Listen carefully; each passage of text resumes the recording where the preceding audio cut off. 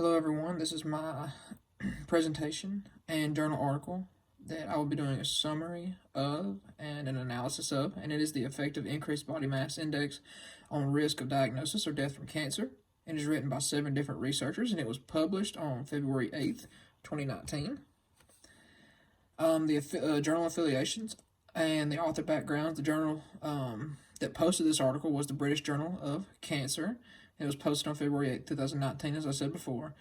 All the authors of this article are affiliated with the QIMR Berghofer Medical Research Institute in Australia, and none of the authors explain any of the financial contributions, at least that I saw inside the article in the introduction or anywhere in the conclusion or anything. They never explained any of that. The journal index factor. The journal had a 2-year impact factor of 5.791, and it had also had a 5-year factor of 6.210, which fits into the range that we're looking for. It's above a 3, and those are pretty good numbers according to standard. Background information and summary. This article has the aim of answering the question: does genetically predicted BMI influence my risk of being diagnosed with or dying from any cancer? So this is the question that they are pursuing, and they're going to find a way to get us an answer to this question. The researchers believe that weight plays an important role in cancer study, and it is important in diagnosis of cancer. At least with my experience of going to doctors and seeing others' experience of going to doctors, weight does play a very big factor, I would say, in their diagnosis and their experience of having that cancer and how they go about treatments and what should be expected. They're only considering this if the weight gain has a direct effect on growth of cancer. If it does not, there would be no sense in worrying about the weight. And they're going to use Mendelian randomization for their study. These are the methods. The researchers needed to obtain information on allele frequencies of cohorts that will become participants because they're going to be looking at genetic prediction for the BMIs. The United Kingdom Biobank is what they're going to be using to find these participants.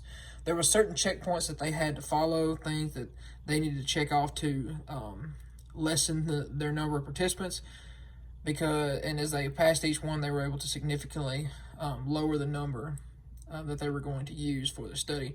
The first one was the series of traits ranging from anthropometric measurements and dietary habits. So they had certain standards that they wanted to follow, things that they wanted to look at, and they were able to deduce numbers from that.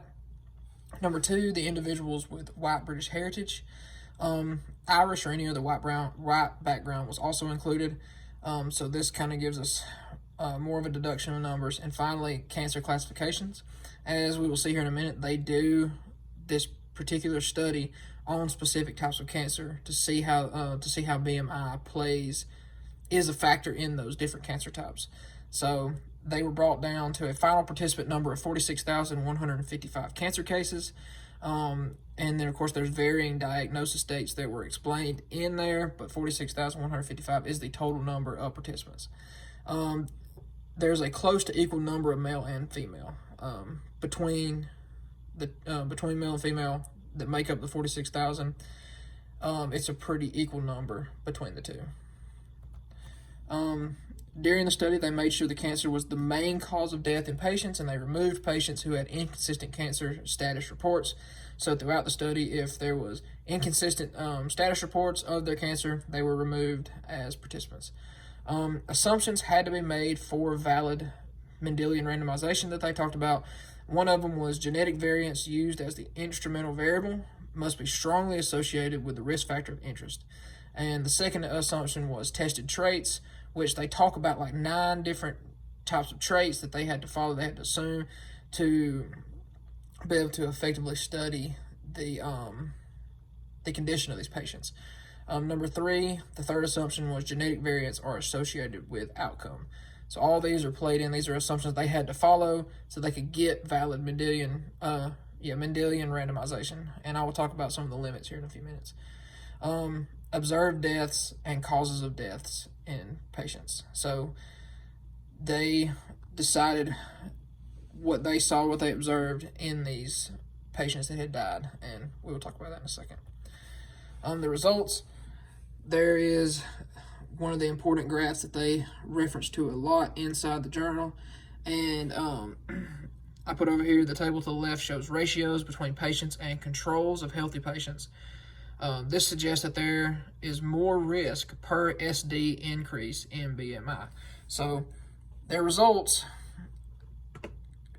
suggest that a higher BMI gives patients more of a higher cancer risk. They were considered 6,998 patients who died from cancer. So these are the ones that they studied and got their results from. They compared the BMI numbers to smokers, and there's not much difference in these numbers. So the numbers they got between smokers and non-smokers, and those with a high BMI and a low BMI, the numbers are very similar, and that was just an extra comparison that they made to let us know, how important these studies are. The same numbers in the graph before were run on other specific cancers because BMI does not affect all cancers. The reason I say this is because some researchers believe that obesity, it could be a protectant against some cancer types.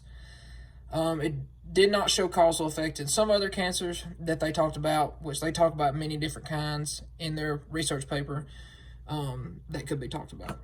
Results suggested genetically predicted BMIs have pretty good predictability of cancer and the experience of being a patient with cancer.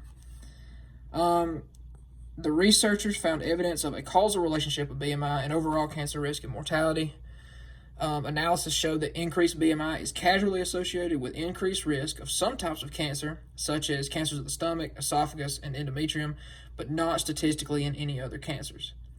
They addressed problems from earlier in the article and assumptions that they had, as in breast cancer being protective. That's not always the case. Like I said before, they believe that obesity could be a protective strategy against cancers.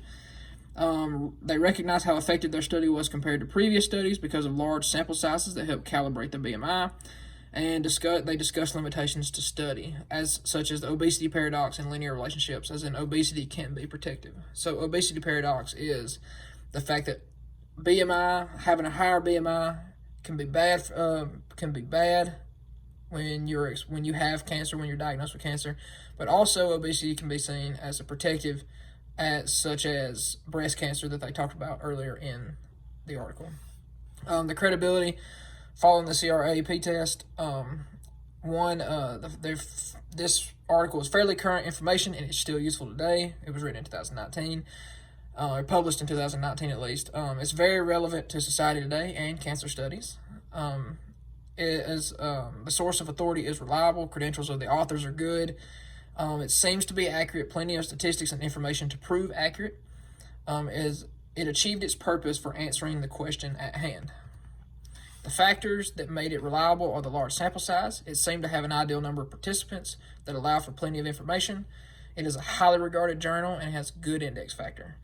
The limitations to this article could make it untrustworthy, such as obesity paradox from earlier, but they explained that earlier on in the article to let us know ahead of time exactly what they were trying to answer for us, instead of having to make a more general study, so they have to follow multiple trains of thought.